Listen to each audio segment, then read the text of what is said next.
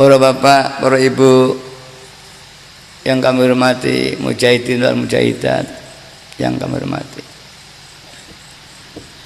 bahwa akhir-akhir ini masyarakat banyak yang gelisah, situasi makin tidak menentu ya, kekacauan ada di mana-mana, kesalahpahaman satu dengan yang lain, kerukunan mulai terancam, ekonomi makin menggelisahkan. Mari ini kita prihatin, gerangan apa yang menjadikan Allah tidak beri pertolongan pada kita? Ada yang kasusnya ekonomi, jungkir balik, sirah jangan sikil sirah untuk mencari syop nasi.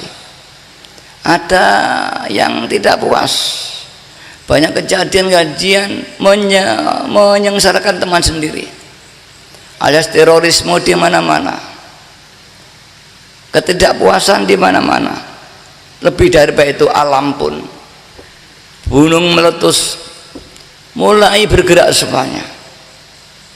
Para hadirin yang hormati, apabila sudah terjadi demikian, situasi kacau, alam tidak mendukung, semuanya ini sebetulnya peringatan dari Allah SWT. Idza daral fasadu fil barri wal bahr bima kasabat aydin nasi liyudhiqahum ba'dalladzi amilu la'allahum yarji'un. Telah muncul, telah tampak kerusakan-kerusakan di lautan, di darat, di mana-mana kekacauan, baik kekacauan di alam atau manusia dengan manusia, yang mengakibatkan satu dengan yang lain, yang sesungguhnya ini akibat perbuatan manusia itu sendiri, kezaliman manusia, ketidak tanggung jawaban manusia, sehingga akibatnya ditimpakan oleh Allah kepada manusia ini sendiri.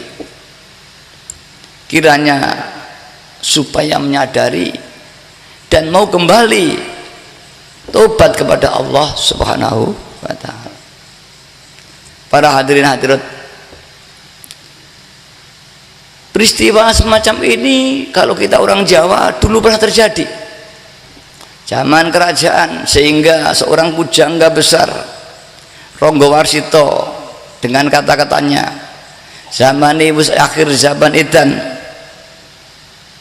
polai wong kaya gabah den interi, sirah si sikil nggih sirah, sapa sing ora edan ora keduman, dan sak bejo-bejane wong kang edan isih bejo wong kang eling lalas padha. Situasi seperti itu kita sudah tidak bisa membedakan baik dan jelek, tidak mampu lagi ini baik ini jelek, ini dilarang Allah, ini tidak dilarang Allah, tidak. Padahal pendidikan makin maju, sekolah-sekolah agama makin tinggi, pondok-pondok pesantren makin berkembang, ilmunya makin banyak,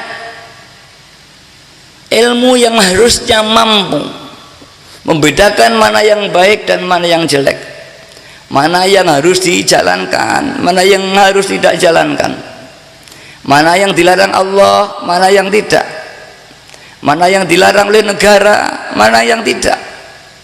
Ilmunya tahu, tapi kenyataannya kita semua sering melakukan, padahal ilmu kita tahu. Inilah para hadirat, bahasa sesungguhnya ilmu tadi tidak akan mampu membawa orang yang alim untuk melakukan perbuatan baik. Ilmu hanya sekedar arah, ibarat orang punya ribues atau SIM, hanya arah rambu-rambu, ini jalan boleh dilewati, ini dilarang, ini boleh parkir, ini tidak boleh parkir. Ini ilmu. Ilmu ini tidak berguna manakala si supir gelap mata hatinya karena didorong oleh kepentingan, maka dia langgar saja peraturan-peraturan itu walau dia sudah tahu tonasi yang melebihi tetap dilaksanakan, padahal dia ditanya apakah itu tidak dilarang, tahu dilarang, tapi mengapa kau lakukan? Karena punya kepentingan.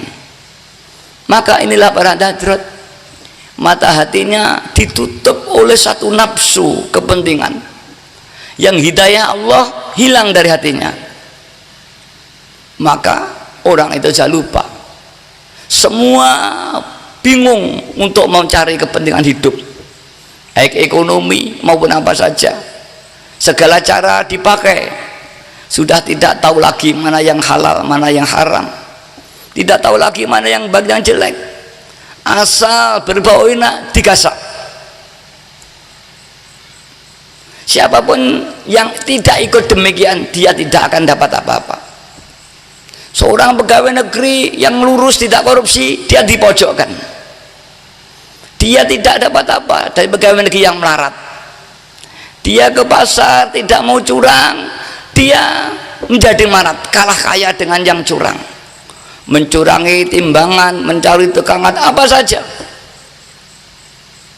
Maka sopo sing ora edan ora keduman, tapi peringatan oleh Rangga Warsita ning sak beja-bejane wong kang edan isih bejo wong kang eling lan waspada. Ini sudah jarang sekali. Pemikiran ini sudah tidak ada.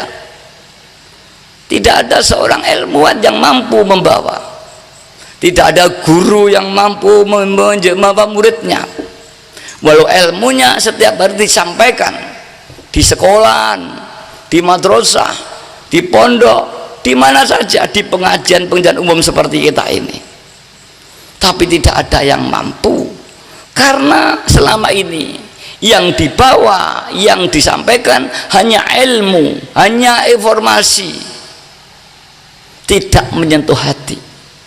Padahal manusia tadi, hakikatul manusia hati. Tadi mungkin disentuh, enggak, kalau enggak keliru. Annasu kullukum maaf.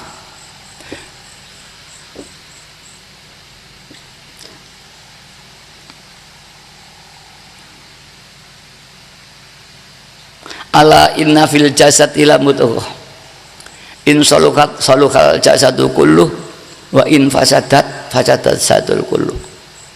Ketahuilah di dalam tubuh manusia, kata Rasulullah SAW, ada segumpal darah. Apabila darah ini bagus, baguslah perangai kehidupan sepak terjang manusia itu. Apabila darah ini jelek, maka jeleklah manusia itu. Wahya al-qalb, itu adalah hati. Maka apabila hatinya baik, manusia akan baik. Apabila hatinya jelek, maka jelek.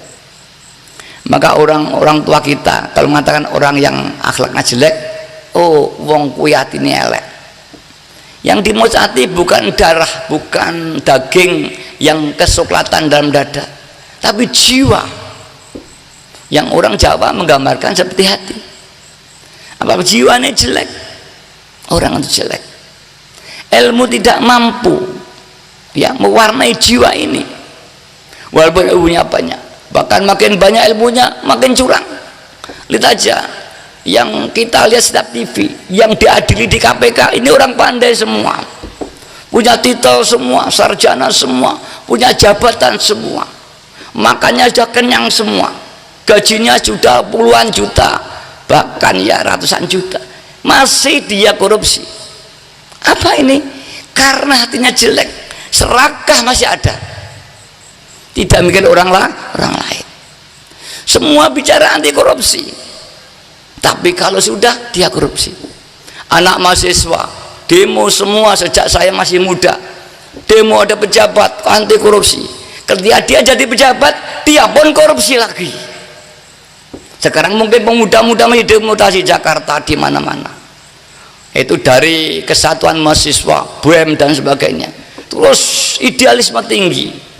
Ketika dia keluar menjadi penguasa, korupsi juga. Mari, apa ini sesungguhnya? Ulama banyak, pendeta banyak, pastor banyak, pengajian banyak. Inilah para hadirin yang kami hormati, rupanya sedikit kurang tepat sasarannya. Pendidikan mengolah dengan informasi, otaknya mendolah, kecerdasannya ditingkatkan, daya analisanya tinggi, cermat, otaknya tinggi, mampu melihat ini bahaya, ini tidak bahaya, ini baik tidak baik, ini boleh tidak boleh, ini sulit menjadi mudah boleh, tapi hatinya tetap buta karena di sekolah-sekolah tidak ada yang membahas soal hati. Di pondok-pondok tidak membahas soal hati. Maaf, saya punya pondok juga. Di dulu saya ponyok, saya punya universitas. Alhamdulillah, tapi di gedung dibahas hati. Ini pun belum yakin saya apakah setelah keluar di pondok saya nanti betul diharapkan. Hanya berdoa, kenyataannya wallahu alam kita belum tahu. Apalagi kalau saya sendiri menyimpang, fantazir sa'ah. Kalau gurunya menyimpang, muridnya menyimpang. Guru berdiri kenceng, murid berlari. Kalau di dosen-dosen bisa korupsi, mahasiswa besok korupsi semua pasti. Kalau di sekolah-sekolahan IPDN korupsi, besok pejabat korupsi. Kalau di Akabri, di Akpol korupsi, besok dari pejabat korupsi pasti itu. Inilah kasusnya, masalahnya. Siapa yang salah? Siapa yang harus bertanggung jawab ini? Jawabnya adalah kita bersama.